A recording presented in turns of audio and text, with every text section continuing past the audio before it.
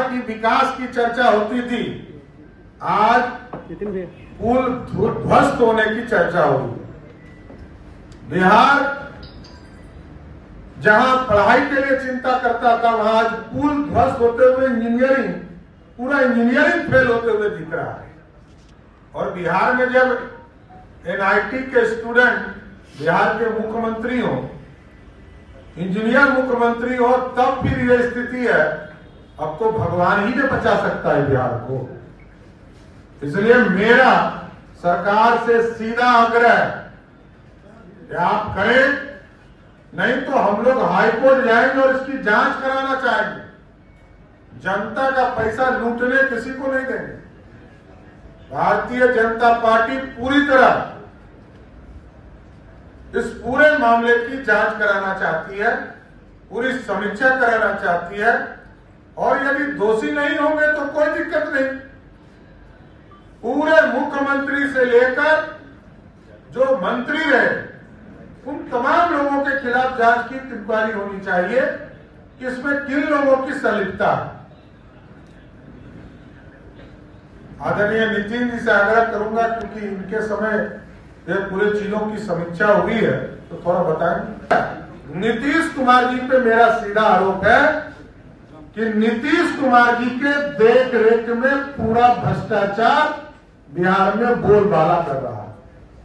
कोई दूसरा नहीं जानता, सिर्फ नीतीश कुमार जानता। और पूरी व्यवस्था नीतीश कुमार जी के नाक के नीचे हो रहा नहीं, उनके सामने हो रहा है, वो करवा रहे हैं। ये पूरा भ्रष्टाचार नीतीश जी के चलते हो रहा है। और यही है नीतीश कुमार का विकास मॉडल। विकास मॉडल पर नीतीश कुमार जी को जवाब देना चाहिए। और वो आज क्या कहे, देखिए मैंने तो ये किया था, मैंने ये किया था। अब 18 साल हो गए भाई आपको मुख्यमंत्री जी, क्या पद गिरा रहे हैं? विकास मॉडल यही है आपका, और आप इसके जिम्मेदारी से कैसे भाग सकते हैं? और आप अपने ही सरकार को अपने जांच एजेंसी के लिए तय किया। ये पहला अनोखा सरकार है जो अपना जांच स्वयं कराना चाहती है। अरे भाई, आपको जांच कराना है तो पटना हाईकोर्ट के सिटी जज से जांच कराइए, तब तो दूध का और पानी का पानी होगा। ये तो सब लीपापोती हो जाए। जिस तरह भारत सरकार ने थर्ड पार्टी को, सीबीआई को दिया जांच, और जब रिपोर्ट में ये सारे चीजों का क्लियरिफिकेशन हमारे रिसर्च टीम ने दिया, तो इसको फिर से शुरू करने वाला कौन है? ये काम शुरू कैसे हुआ? इसका सीधा आरोप है कि आज के उप मुख्यमंत्री ने उसको स्वीकृति दी और नीतीश कुमार जी की सरकार ने ठेकेदार बहाल किया। नीतीश बाबू को जवाब देना चाहिए कि उस ठेकेदार से इनका क्या संबंध है, क्योंकि पूरा पुल 3 तरह के डीपीआर बने थे साथियों।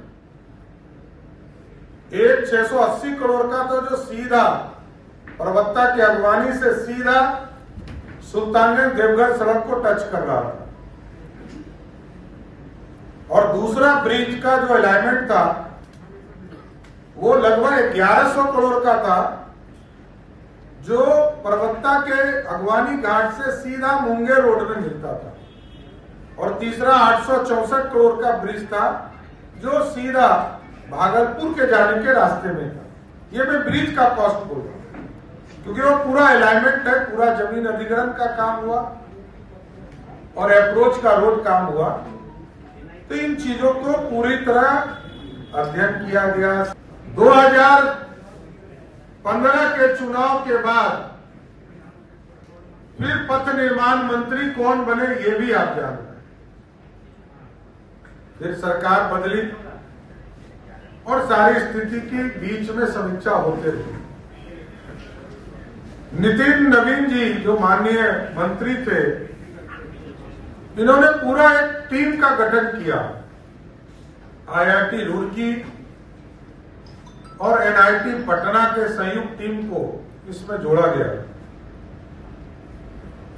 और जब ये आरोप लगा कि हवा के झोंके से पुल का स्लैब गिर गया, तो पूरा एक टीम का गठन किया गया। 2022 के सितंबर अक्टूबर में सरकार को रिपोर्ट आई और रिपोर्ट में ये बताया गया कि पुल के स्ट्रक्चर में, पुल में बहुत सी खामियां हैं। और मैं बताना चाहता हूं कि 2014 के 23 फरवरी को इस पुल का शिलान्यास हुआ और इस पुल के शिलान्यास में मैं वहां का स्थानीय विधायक स्वयं था। मैं स्थिति को जानता हूं पूरी तरह। आप ये बताइए कि इस पुल के गिरने के जिम्मेदार कौन है, ये जानना चाहती है भारतीय जनता पार्टी। 2014 में इसको स्वीकृत किया नीतीश कुमार जी ने, क्योंकि पथ निर्माण मंत्री वही थे। जब ठेकेदार की बहाली की गई तब पथ निर्माण कौन मंत्री थे, ये भी आप लोग जानते हैं।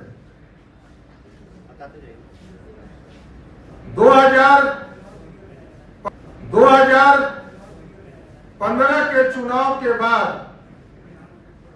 फिर पथ निर्माण मंत्री कौन बने, ये भी आप जानते हैं। फिर सरकार बदली और सारी स्थिति की बीच में समीक्षा होते रही। नितिन नवीन जी जो माननीय मंत्री थे, इन्होंने पूरा एक टीम का गठन किया। आईआईटी रुड़की और एनआईटी पटना के संयुक्त टीम को इसमें जोड़ा गया। और जब ये आरोप लगा कि हवा के झोंके से पुल का स्लैब गिर गया, तो पूरा एक टीम का गठन किया गया। 2022 के सितंबर अक्टूबर में सरकार को रिपोर्ट आई और रिपोर्ट में ये बताया गया कि पुल के स्ट्रक्चर में, पुल में बहुत सी खामियां हैं। और मैं बताना चाहता हूं कि 2014 के 23 फरवरी को इस पुल का शिलान्यास हुआ और इस पुल के शिलान्यास में मैं वहां का स्थानीय विधायक स्वयं था। मैं स्थिति को जानता हूं पूरी तरह। आप ये बताइए कि इस पुल के गिरने के जिम्मेदार कौन है, ये जानना चाहती है भारतीय जनता पार्टी। 2014 में इसको स्वीकृत किया नीतीश कुमार जी ने, क्योंकि पथ निर्माण मंत्री वही थे। जब ठेकेदार की बहाली की गई तब पथ निर्माण कौन मंत्री थे, ये भी आप लोग जानते हैं। 2000 शर्मा ने इस पर सवाल उठाया तो आपने इसका सर्टिफिकेट बांटा कि काम बहुत अच्छा चल रहा है, कहीं कोई भ्रष्टाचार नहीं है और पूरे तरह से 2023 में काम कंप्लीट होगा। आपने सर्टिफिकेट दिया और कल के प्रेस वार्ता में आप ही कह रहे हैं कि इसके डिजाइन का फॉल्ट था, इसलिए इसको ध्वस्त करके हम लोग नया बनाने वाले थे।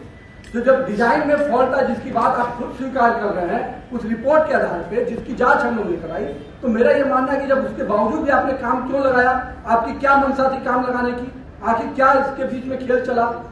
और गरीब जनता का पैसा 1700 करोड़ की योजना थी, आपको तत्काल रोककर कार्रवाई करनी चाहिए थी। कहीं न कहीं तेजस्वी यादव जी, आपने पूरी तरह से इस योजना का सब कुछ जानते हुए भी दोबारा काम शुरू कराकर कहीं न कहीं स्पष्ट रूप से इसमें काला बाजारी किया है और इसका नतीजा है ये पुल पूरी तरह ध्वस्त हुआ है। ये दोनों विषय मैं आपके सामने रखना चाहता, एक तो विधानसभा पटल का विषय और दूसरा इसके फाइंडिंग्स आने के बावजूद भी आपने इस जांच को किनारे कर दिया और फिर से काम चालू किया। ये पूरा आरोप आप पर जाता है। बहुत ही स्पष्ट है, केवल एक लाइन इसमें और जोड़ना चाहता हूँ कि ये पूरी तरह से ईपीसी मोड का था और इसके डिजाइन भी फाइनल 2016 में हुए थे। यानी ये 2016 में कौन थे ये आप सबको जानते हैं। और जो सबसे बड़ी बात अध्यक्ष जी ने कही है कि जब हम लोगों ने आईटी रुड़की की टीम और एनआईटी की टीम से जांच कराई, उसके फाइंडिंग्स सामने आए, तो फाइंडिंग्स आने के बावजूद भी आपने उसको रोकने की जगह, कार्रवाई करने की जगह आपने इंडोर्स कर दिया और फिर से अक्टूबर महीने से काम शुरू हुआ।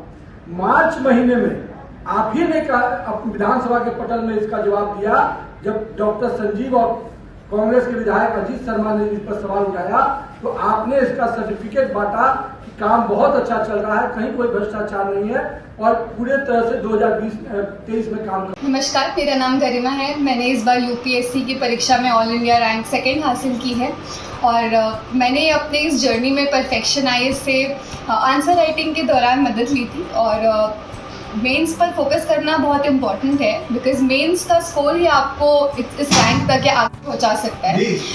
इसके अलावा आई थिंक जो अभी अपकमिंग प्रीलिम्स है उस पर भी आपको काफ़ी फोकस करना चाहिए, बट अल्टीमेटली जो गेम चेंजर होगा वो आपके लिए वो आंसर राइटिंग फॉर मेंस ही होगा। तो आपके पास एक बहुत ही एक्सपर्ट गाइडेंस है परफेक्शन आईएएस के अंदर, आई थिंक एंड मेंस पर फोकस करना is very important. Physics bye IITian Rakesh Singh.